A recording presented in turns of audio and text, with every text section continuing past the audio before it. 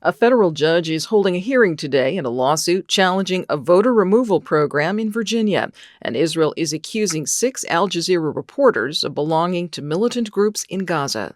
Good morning, I'm Corva Coleman from NPR News, and here are today's top stories. The presidential candidates are focusing on the swing state of Georgia. Vice President Harris will campaign there tonight with support from former President Barack Obama and entertainers Bruce Springsteen, Tyler Perry, and Samuel L. Jackson.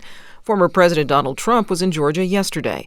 NPR's Franco Ordonez reports he courted Christian voters and attacked Harris for not doing enough to protect religious communities. In a meandering speech, former President Donald Trump cast himself as a protector of Christians while charging that Harris would restrict religious freedoms. He touted his support for Israel and claimed that he would close the border on his first day in office. It's going to be the first order. It'll be done in the first hour of the first day. Both campaigns have been barnstorming across swing states like Georgia in an effort to court undecided voters and energize their base. Harris was also in Georgia this week, talking about her faith at a large black church in suburban Atlanta. Franco Ordonez, NPR News, Zebulon, Georgia. A federal judge is holding a hearing today in a lawsuit challenging a voter removal program in Virginia.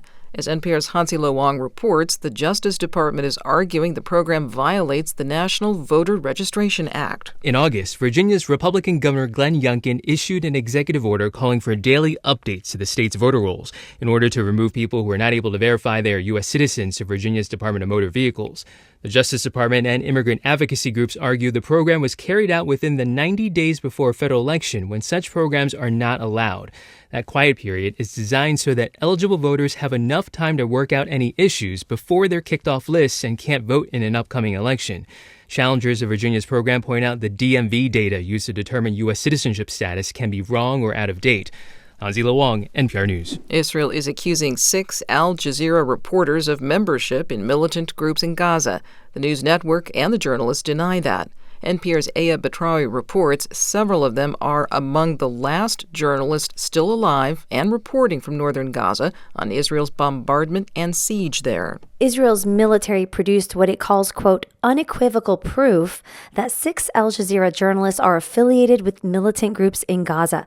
The military released an electronic list of militant training courses, monthly salaries, and other information saying this intelligence information was found in Gaza. In response to an NPR request for more detail, the Israeli military says it will not elaborate. Correspondent Hussam Shabat, one of the 6 named by Israel, wrote on social media the accusations are an attempt to preemptively justify our murder. Aya Batrawi, NPR News. Meanwhile, health officials in Gaza say an Israeli airstrike has killed 16 people at a school sheltering displaced people today. You're listening to NPR News from Washington.